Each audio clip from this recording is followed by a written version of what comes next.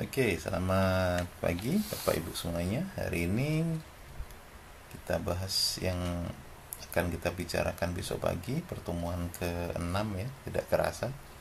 Sudah pertemuan ke-6, jadi minggu depan pertemuan ke-7 ya, pertemuan ke-8 kita TS ya, TS.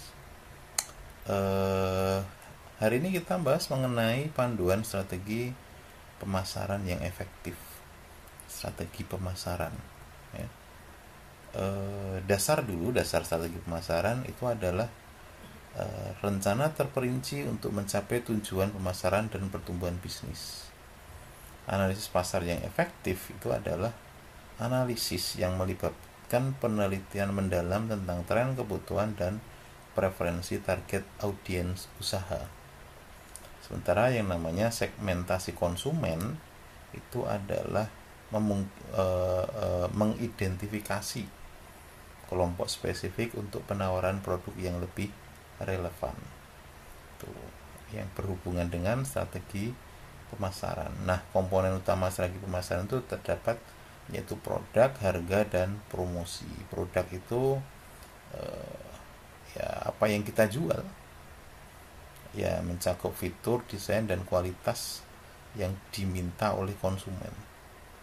Kemudian harga itu nilai dari produk yang kita pasarkan di pasar. Oke. Jadi perusahaan itu harus punya harga yang kompetitif, yang harganya nggak terlalu tinggi tapi nggak juga merugikan kita. Nah, kemudian ada yang namanya promosi. Promosi itu cara dari perusahaan untuk menarik perhatian dari pelanggan, seperti iklan di media sosial atau iklan di TV, atau kita biasa memasang billboard di pinggir jalan seperti itu ya. Dinilai mana yang paling efektif untuk promosi. Kemudian ada namanya analisis pasar. Nah, analisis pasar itu kenapa penting? Karena analisis pasar itu bisa dipakai untuk memahami tren dan kebutuhan konsumen yang berubah seiring waktu. Analisis pasar dilakukan dengan metode banyak sih. Bisa menggunakan survei, bisa menggunakan wawancara, bisa menggunakan FGD. Ya, survei itu mengumpulkan data primer langsung dari konsumen. Kemudian data sekunder itu ada juga yang kita bisa melihat dari internet mungkin, atau kita bisa ngambil datanya dari BPS. Nah, seperti itu kita bisa mencari data sekunder. Kemudian segmentasi pasar itu definisinya adalah proses membagi pasar menjadi kelompok berdasarkan karakteristik dan kebutuhan konsumen yang serupa. Nah, kalau biasanya itu misalnya pasar segmentasi cowok atau segmentasi cewek, atau segmentasinya anak muda sama orang-orang dewasa sama orang-orang tua. Nah, seperti itu. Atau segmentasinya pasarnya di daerah perkotaan atau daerah pedesaan. Nah, seperti itu segmentasi. Kemudian metodologi segmentasi itu bisa meliputi demografi, psikografi, dan perilaku.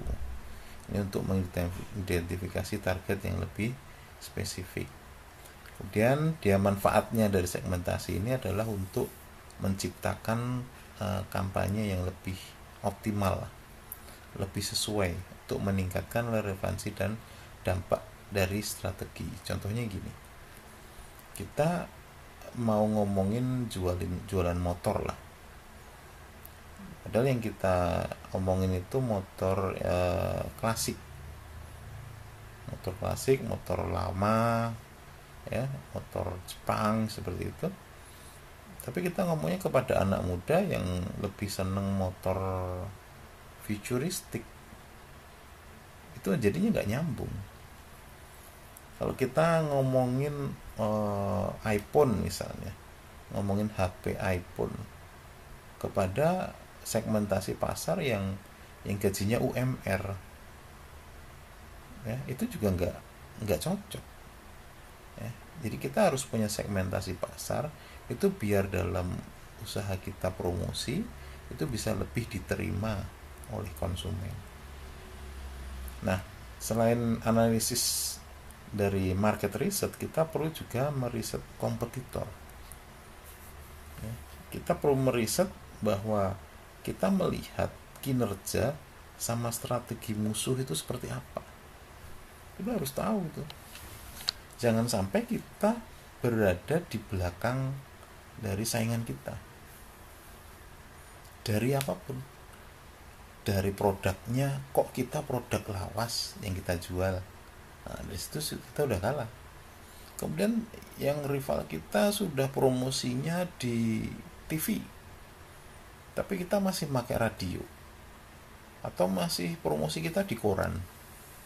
Padahal zaman tahun 2024 ini, siapa yang sekarang masih baca koran? Masih banyak nggak? Yang lain sudah promosinya lewat para Instagram, ya, para selebgram, ya. Tapi kita masih promosinya hanya lewat kertas yang ditempel-tempel di pinggir jalan, yang biasanya ditempel di apa namanya itu, lampu itu ya, lampu jalan kan biasanya banyak iklan-iklan yang ditempel di situ, kertas-kertas. Jadi otomatis kita udah kalah. Yang pertama kita lihat adalah kita harus meriset kompetitor kita seperti apa. Kemudian kita melakukan analisis pangsa pasar. Pangsa pasar itu untuk menunjukkan posisi relatif perusahaan dibandingkan pesaingnya. Kita harus selalu tahu kalau perusahaan kita itu posisinya di mana. Apakah branding kita bagus, ataukah ada perusahaan lain yang brandingnya lebih bagus dibandingkan kita. Oke. Kemudian habis itu kita juga harus selalu melihat strategi pemasaran dari rival kita. Karena dengan kita bisa memahami strategi pemasarannya mereka itu, otomatis akan bisa membantu kita merumuskan pendekatan yang lebih inovatif dan responsif terhadap kebutuhan pasar. Nah, perencanaan kampanye pemasaran itu jadi menentukan tujuan dari kampanye. Pertama, tetapkan tujuan yang jelas dan pasti harus terukur untuk kampanye pemasarannya, biar lebih fokus dan efektif dalam pelaksanaannya. Kemudian kita lakukan identifikasi audiens target. Jadi kita pahami karakteristik dari konsumen target kita. Ya, nanti pesan dan apapun yang kita sampaikan di situ bisa lebih nyambung. Oke, kemudian penganggaran pemasaran. Jadi anggaran itu harus realistik, mencakup dari semua aspek kampanye, sesuaikan dengan potensi ROI yang diharapkan seperti apa. Oke, kemudian menetapkan tujuan pemasaran. Menetapkan tujuan SMART dalam membantu menyusun rencana yang jelas dan terukur dalam pemasaran bisnis. Contohnya, misalnya meningkatkan penjualan produk sebesar 20% dalam 6 bulan ke depan. Jadi tujuan itu harus bisa terukur dan realistis, itu yang paling penting. Itulah makanya misi, indikator itu sudah tertulis di situ. Ada namanya KPI, Key Performance Index. Itu harus selalu dilihat setiap minggunya, biar kita tahu, oh sekarang kita baru mencapai berapa persen nih dari tujuan kita. Misalnya kita sekarang baru mencapai 5%, padahal targetnya 1 bulan 20%. Wah, maka minggu kedua harus lebih dikejar lagi nih. Minggu ketiga harus dikejar lagi. Jadi terukur, jadi terlihat ya. Contohnya kalau kita di kampus itu target berapa nih mahasiswa baru, misalnya 500. Dibagi berapa gelombang? 5 gelombang. Kalau 500 dibagi 5 gelombang, berarti kan mudahnya setiap gelombang kita harus dapat 100 kan, seperti itu. Ya, jadi kita harus berhitung, oh minggu pertama dapat berapa, oh bulan pertama dapat berapa, bulan ketiga dapat berapa, kita mau sisa berapa bulan, targetnya berapa, itu harus jelas ya. Kemudian relevansi dari tujuan itu harus relevan dengan visi perusahaan, sehingga dapat mendorong pertumbuhan dan pencapaian jangka panjang. Contohnya gini, visi perusahaannya itu katanya 2030 pengen unggul dalam tingkat nasional misalnya.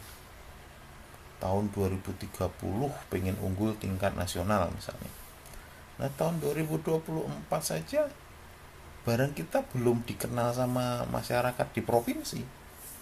Nah, kira-kira realistis nggak kalau 2030 kita kepengen dikenal dan unggul dalam nasional? Nah, seperti itu ya. Maka kita harus dalam melakukan tujuan pemasaran itu juga harus melihat visi kita ke depan mau seperti apa, sehingga nanti kalau kita mungkin terlalu jauh dari visi perusahaan, maka kita bisa lebih semangat lagi untuk mengejar ke situ ya. Targeting itu penting. Nah, apa yang mau dikejar, apa yang mau dicapai itu harus selalu jelas disampaikan. Nah, kemudian strategi media pemasaran mungkin bisa jadi dari media sosial. Nah, media sosial itu memang sekarang baru banyak sekali yang booming ya. Dari TikTok, dari Instagram, dari Facebook, dari YouTube ya. Karena media sosial itu udah langsung, jangkauannya luas ya, termasuk konten yang ditaruh di situ juga nggak akan hilang, tetap kesimpan terus sampai kapan aja. Kemudian lewat email marketing itu mungkin sering lah dilakukan, cuman masalahnya kadang mengganggu, sehingga orang lebih seneng untuk email-email yang iklan-iklan itu kan biasanya ditaruh di spam. Jadi sebenarnya sama aja kita mau ngirim ke mereka, kalau ditaruh ke spam ya langsung masuk ke tempat sampah biasanya. Jadi pemasaran kita juga nggak akan efektif di situ. Terus ada yang namanya iklan tradisional. Nah, banyak orang yang sudah menganggap remeh iklan tradisional, padahal sebenarnya enggak juga. Iklan tradisional itu mungkin memang bisa jadi lebih mahal daripada iklan media sosial. Cuman kita harus menyadari bahwa kalau target kita memang masih masyarakat di provinsi ya, itu perlu juga tetap iklan tradisional. Contohnya kita masih masang-masang spanduk seperti itu, masih work loh, itu masih berhasil kalau di Bangka Belitung ini dibandingkan dengan kita di Instagram seperti itu. Oke. Kemudian pemilihan saluran distribusi. Nah, peran dari saluran distribusi itu untuk menghubungkan produk dengan pelanggan, untuk mempengaruhi keberhasilan pemasaran langsung atau tidak. Oke, kemudian ada saluran langsung dan tidak langsung. Saluran langsung itu menawarkan kontrol lebih besar, sementara saluran tidak langsung itu untuk memperluas jangkauan dan efisiensi biaya distribusi. Kemudian ada faktor pemilihan saluran. Untuk pemilihan saluran distribusi dipengaruhi oleh biaya, karakteristik pasar, serta preferensi konsumen untuk pengalaman membeli ya. Ini nanti akan kita bicarakan karena lebih jelas lagi besok pagi ya. Kemudian model distribusi campuran. Model distribusi campuran itu menggabungkan saluran langsung dan tidak langsung untuk mengoptimalkan jangkauan pasar dari perusahaan. Implementasi dalam strategi, yaitu perusahaan dapat menerapkan model ini melalui kemitraan dengan distribusi lokal dan penjualan online secara bersamaan. Kemudian distribusi itu kalau sekarang emang paling enaknya ya lewat Shopee, lewat Tokopedia seperti itu ya sebenarnya. Cuman jangan salah bahwa distribusi lokal kayak kita mungkin kalau punya produk-produk kayak seperti kerupuk sukun atau kerupuk kemplang gitu ya yang di Bangka Belitung ini, atau mungkin madu seperti itu yang mau kita gunakan sebagai hasil produksi lokal, itu bagus juga kalau dititipkan melalui perusahaan toko-toko kecil, toko-toko oleh-oleh seperti itu juga masih sangat efektif. Karena apa? Karena banyak sekali wisatawan yang datang ke sini itu sebelum mereka pulang kampung mereka pasti nyari oleh-oleh. Ya, jadi distributor lokal itu sangat penting perannya untuk bagi yang produk-produk makanan terutama. Nah, kemudian keuntungan jangkauan luas itu menggunakan distribusi campuran. Kalau campuran itu maksudnya lokal ya dipakai, online ya dipakai. Itu memungkinkan untuk akses cepat ke berbagai segmen audiens. Kemudian, nah, implementasi strategi pemasaran. Pelaksanaan taktik pemasaran itu melibatkan penerapan strategi yang telah dirancang, memastikan semua elemen tersedia dan siap digunakan. Kemudian kita lakukan pemantauan hasil, yaitu monitoring hasil pemasaran yang diperlukan untuk mengevaluasi efektivitas membandingkan dengan tujuan awal yang diharapkan. Kemudian penyesuaian strategi. Jadi nanti biasanya berdasarkan hasil pemantauan kita kemudian melakukan evaluasi biasanya. Kira-kira ke depan maunya bagusnya seperti apa. Ya, implementasi dari strategi pemasaran. Nah, ini yang dari kemarin saya bicarakan, dia namanya KPI. KPI itu indikator kinerja utama, Key Performance Index. Ini penting banget nih. KPI ini untuk membantu mengukur keberhasilan dari pemasaran kita, untuk memberikan data yang akurat dan relevan. Contohnya KPI seperti konversi, ROI, dan engagement penting untuk menilai dampak kampanye terhadap bisnis secara keurusan. Kemudian analisis KPI ini memungkinkan efek identifikasi area perbaikan dan pengambilan keputusan yang lebih baik dalam strategi pemasaran. Nah, KPI. Jadi apa-apa itu harus terhitung, harus jelas angkanya, harus jelas kapan waktunya, harus jelas siapa penanggung jawabnya. Nah, itu namanya KPI. Kemudian harus jelas juga dalam minimal setiap 1 semester harus dievaluasi. Itu peran dari indikator kinerja utama. Nah, besok kita akan membahas mengenai studi kasus yang menyata dari penerapan strategi pemasaran peluncuran produk smartphone atau produk mobil ya biasanya yang di pasar. Ya, ini besok yang akan kita bahas nanti. Nah, kemudian ini kesalahan umum dalam strategi pemasaran. Di antara adalah karena kesalahan analisa pasar. Nah, seringkali perusahaan itu mengabaikan data konsumen yang gagal dalam merumuskan strategi berdasarkan kebutuhan pasar. Karena ini memang rata-rata kita menganggap remeh analisis pasar itu. Karena ya balik lagi, data yang kita dapat bisa jadi data yang nggak benar, data yang dipaksakan. Ya, seperti itu. Yang akibatnya karena analisisnya salah, yang dianalisis salah, hasilnya salah, kita mengambil keputusan juga salah. Oke. Kemudian egoitas dalam brand.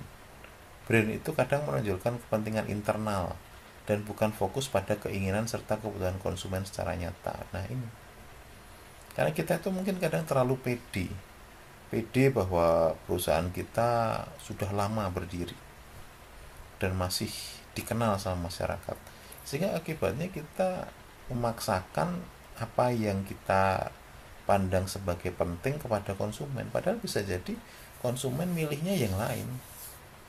Gitu loh. Kayak kita memaksakan misalnya harus pakai 5G, harus 5G.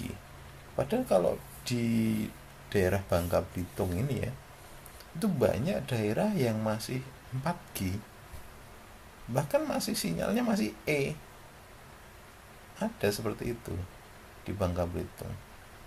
Nah makanya mungkin mereka butuhkan tuh sinyal yang kuat. Mungkin kita menawarkan HP yang bisa internet kenceng, HP yang penyimpanannya penyimpanannya besar, tapi ternyata dia dalam menangkap sinyalnya nggak bagus.